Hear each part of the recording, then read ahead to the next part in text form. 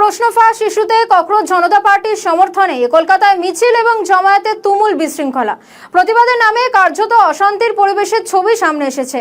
এবার অভিযুক্তদের বিরুদ্ধে গুন্ডা দমন আইনে মামলা রুজু করে শাস্তি দেওয়া হবে, এমনটাই জানিয়েছেন আজকে বিধানসভায় দাঁড়িয়ে মুখ্যমন্ত্রী শুভেন্দু অধিকারী। এই বিষয়ে সুকান্ত মজুমদার কি বলেছেন শোনাবো।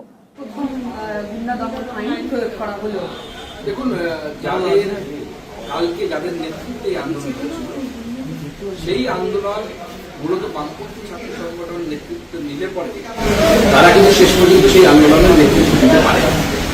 কালকে আমার কাছে যেটা খবর, যে হরিণা ক্রসিং এর কাছাকাছি আসার আগেই যারা শিয়ালদা থেকে যাত্রা শুরু করেছিল তাদের সাথে একটা বড় ভিড়, তারা কোথা থেকে এসেছিল আপনারা নিশ্চয়ই আগামী সেখান থেকে খোঁজ পাবে, গ্রেপ্তারি শুরু হলে বুঝতে পারবে। তারা একসাথে এসে এবং তারা একটা বিরাট সংখ্যায় তারা এবং তারা যখন হরিণা ক্রসিং এবং তারপরে ধর্মতলাতে পৌঁছয় তখন সাংবাদিকদের উপর অত্যাচার, বোতল ছোড়া পুলিশের উপরে, মহিলা সাংবাদিকদেরকে শারীরিকভাবে নিগ্রহ করার চেষ্টা করা সফল হয়নি। একজন সাংবাদিকের সাথে আমার কথা হয়েছে ফোনে, সে বলছে তাকে কিছু মেয়ে বাঁচায়, না হলে পরে সে তার শুদ্ধতা হানি হতো।